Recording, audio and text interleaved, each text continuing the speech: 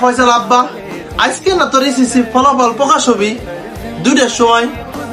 বাজে কটা দিয়ে তো 2:10 বাজে। জালালা সলিয়ন A+ পাইলো। তোর ফলাফল কি অবস্থা তুই একটু দেখ তো। আমি তো অনেক চেষ্টা করতেছি, কিন্তু তো পাইতাছি না তো।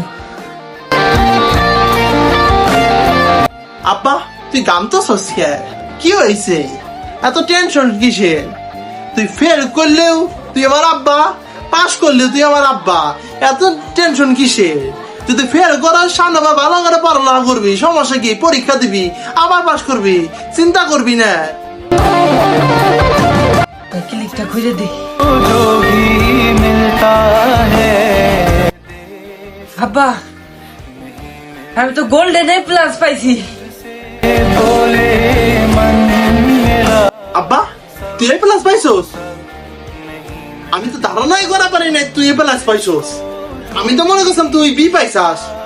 আমার তো অনেক খুশি লাগতেছে। এবার না এলাকাবাসী মিষ্টি খাওয়ান দরকার। আমি যাই গে মিষ্টি কিনে নিয়ে আসি।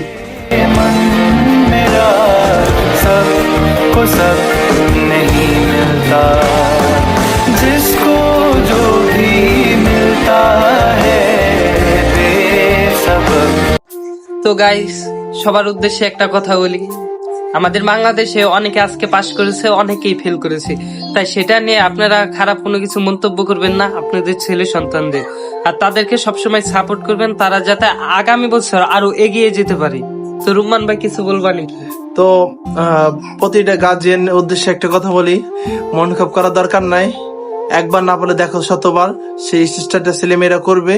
তো আমরা নতুন ব্লগার, তা আমাদের চ্যানেলটা সাপোর্ট করবেন, লাইক দিবেন, কমেন্ট করবেন, পাশে থাকার চেষ্টা করবেন। আমরাও আপনাদের পাশে থাকার চেষ্টা করব।